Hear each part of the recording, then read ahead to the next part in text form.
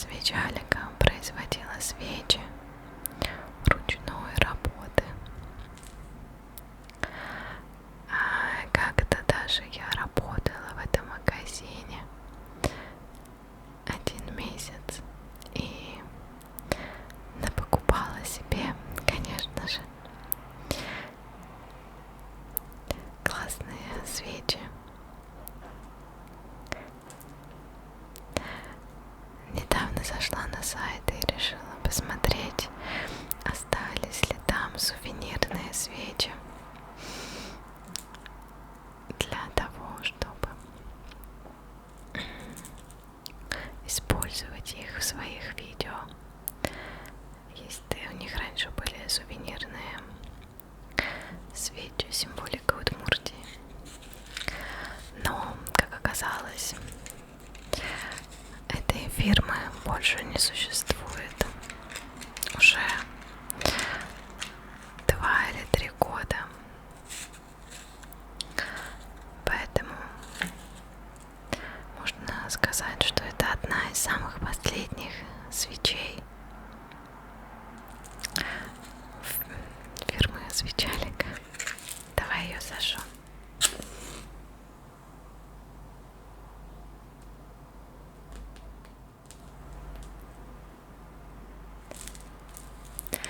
Итак, художник, с которым мы сегодня немножко познакомимся, это Чудья Жени. В 2020 году, в прошлом году, у него прошла выставка, которая называлась Удмурт-рейв. Практически все картины были проданы или подарены. Не знаю, остались ли у него какие-то еще картины с этой экспозиции. Вот, но были напечатаны вот такие каталоги, в которые поместились все картины. И если мы посмотрим тираж, всего 30 экземпляров. То есть это очень и очень редкая книжица. Открываем каталог и видим название картин и номер страницы. Мы с тобой будем идти по порядку.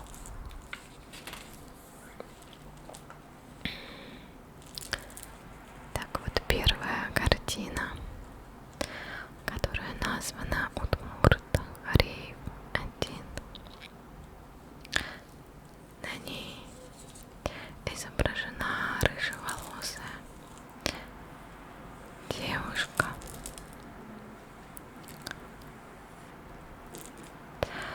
Все девушки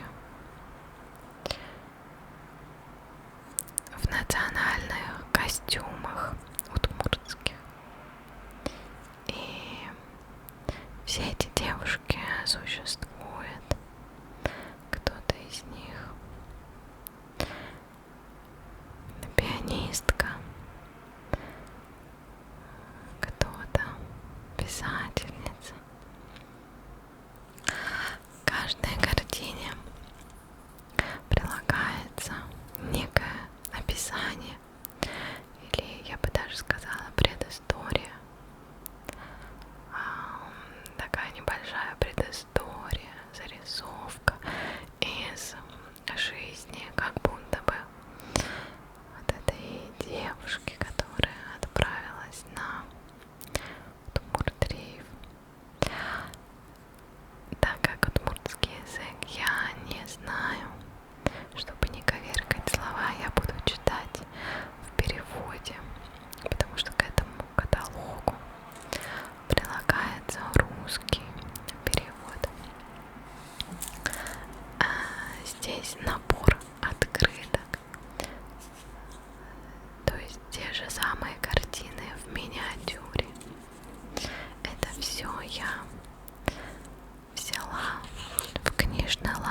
Кусипай.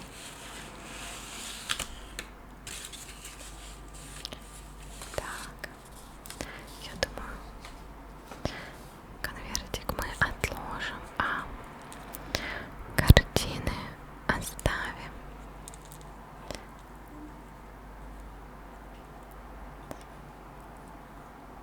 Итак, Удмурт-Дрейф 1. Расчесывая волосы, Кришкина обнаружила седой волос. Ой, подумала Кришкина, чай, наверное, уже остыл. Кришкина выпила чай в 2 глотка и пошла на Удмуртский рейв. Похолодало, холодно стало и дома. Маша достала шерстяные носки. Их погрызла моль. Маша посмотрела в интернете, как избавиться от моли. Оказывается, моли не нравится запах хвои, гвоздики, лаванды и апельсинов. Копаясь в специях, Маша нашла гвоздику и корицу.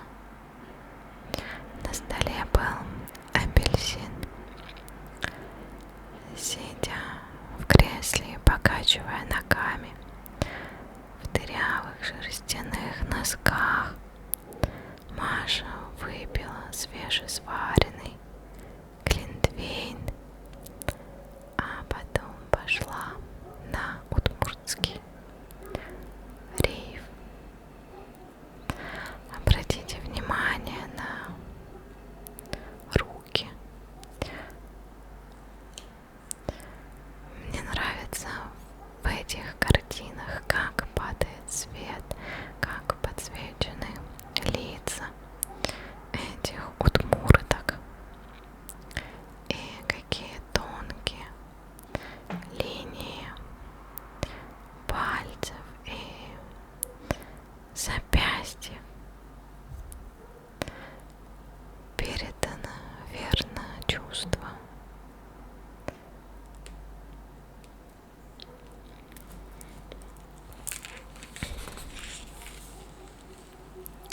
Так, следующая картина. Удмурт-Рейв 3.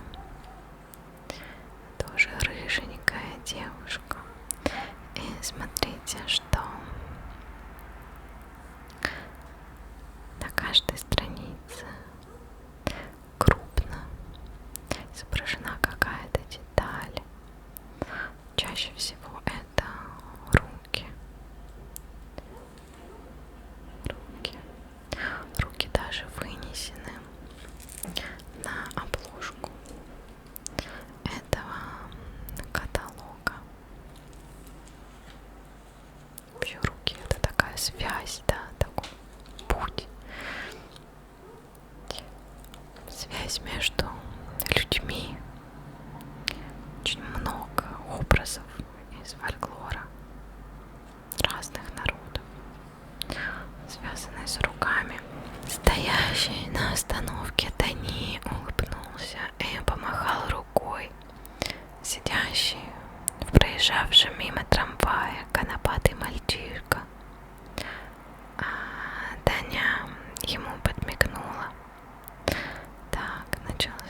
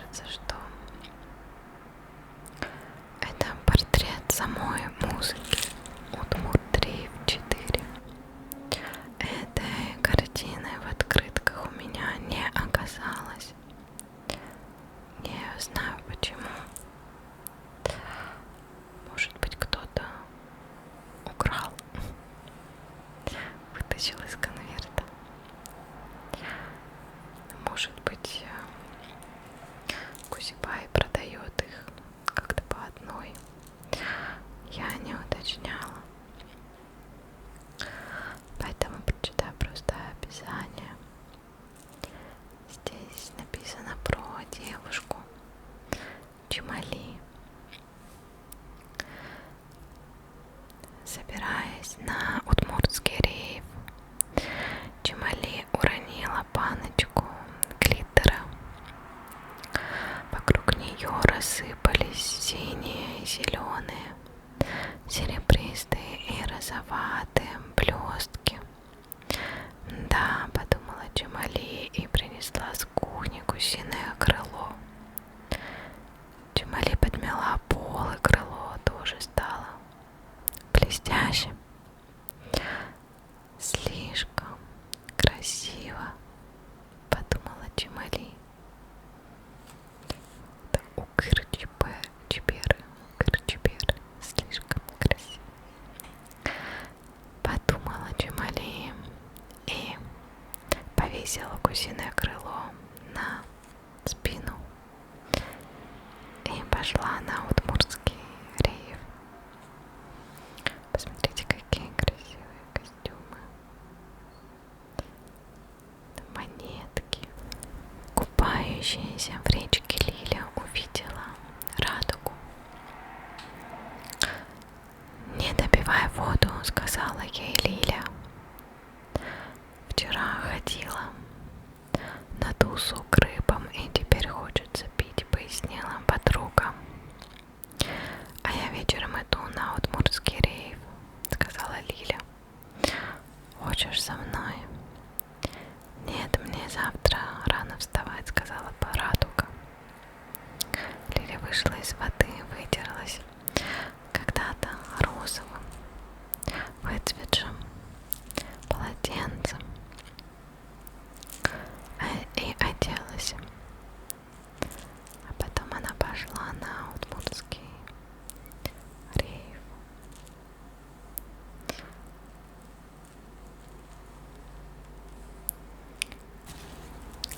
Кто-то принес на работу Юле целый мешок яблок. Между делом Юля съела 5 яблок. В одном был червяк. Юля заметила его, только съев половину плода. Вернувшись домой, Юля накрасила щеки синими тенями младшей сестры. Надела длинный кафтан без рукавов и отправилась на Удмуртский рейв. Мне нравится такой синеватый забор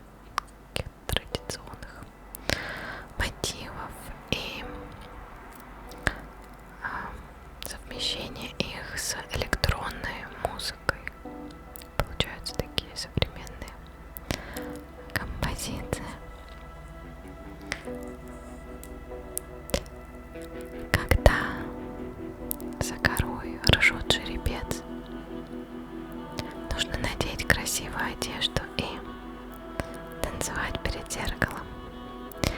Когда на том берегу Камы гуляет синяя лошадь, надо танцевать. Надо танцевать, когда вокруг города кружит черная кобыла, когда сивый мерин ходит вокруг земли, надо танцевать. Когда рычит медведь, засыпая все шерстью. Когда красная корова просыпается и засыпает, надо танцевать. В общем, танцуй. В любой непонятной ситуации танцуй.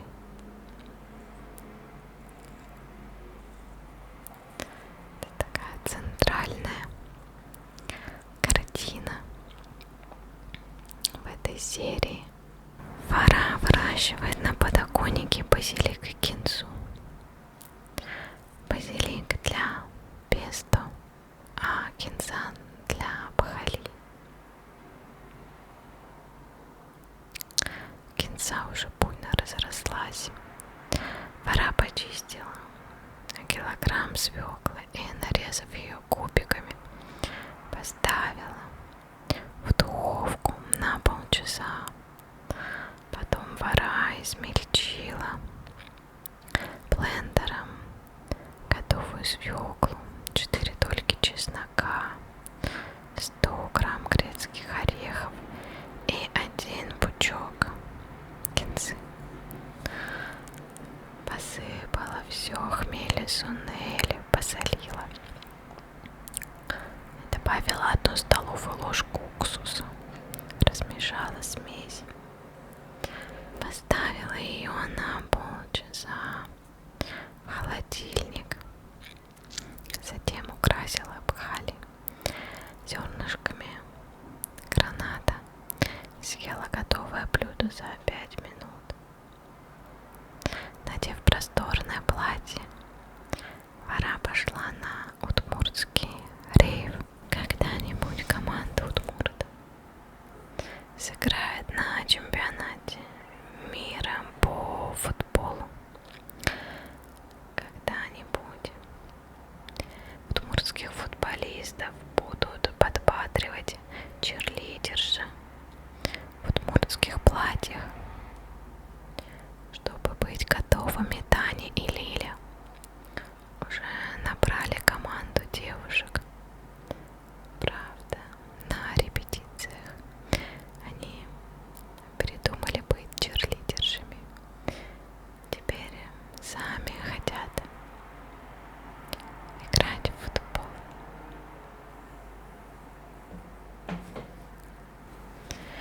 Мати проснулась в сумерках и вышла на балкон. Как всегда, там сидел голубь. Мати протянула ему пригоршню прозы и спросила: «Ты когда-нибудь принесешь мне письмо из Хогвартса?» «Ук-ук», — сказал голубь, что по-удмуртски означало «нет-нет». «Ладно, меня всему научит моя бабушка-знахарка», — сказала Мати. Вечером, надев бабушкино платье, Мати пошла на удмуртский рейв.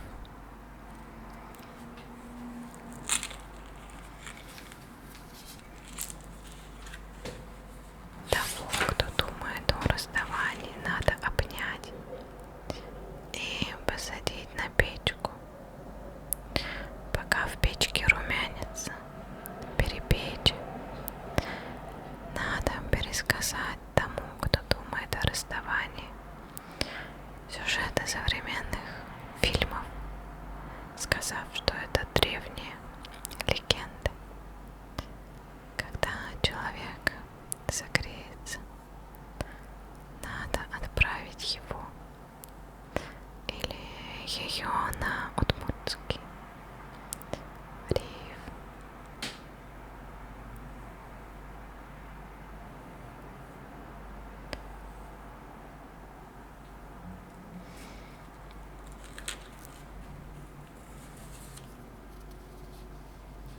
Да, смотрите, какой контраст.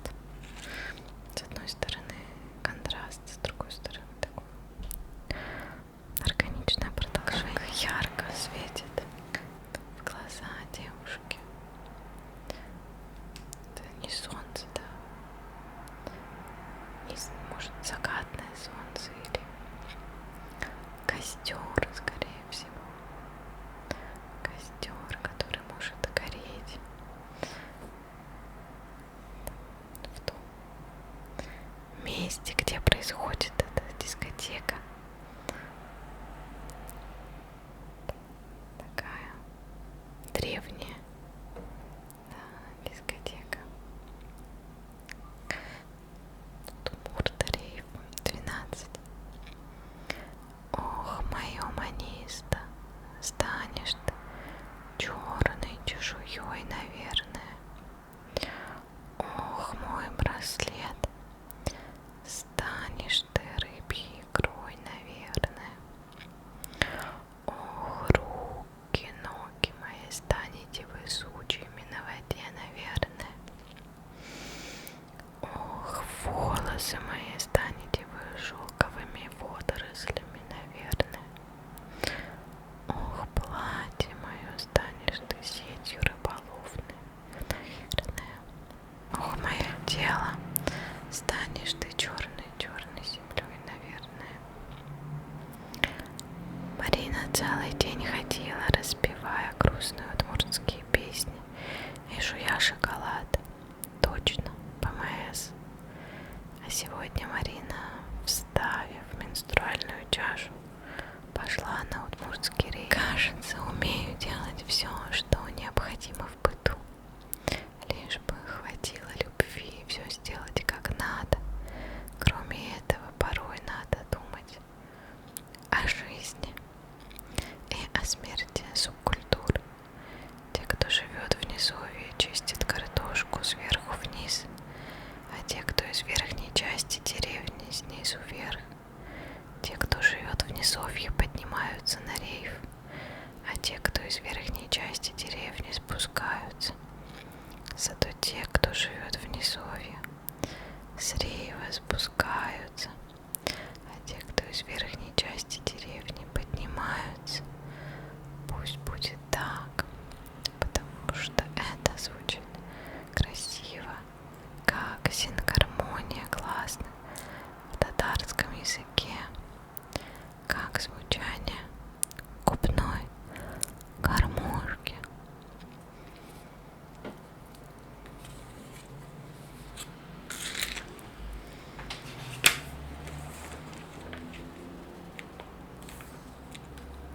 Так, еще тут осталось.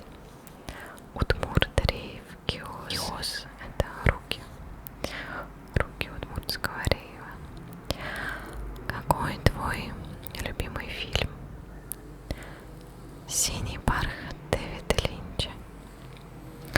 Правильнее будет перевод грустный бархат. Самая умная, что ли? Ага, не важничай. А я весьма недурно кидаю каштаны. О, дай 5. Вот такая серия работ была представлена «Чудья жени».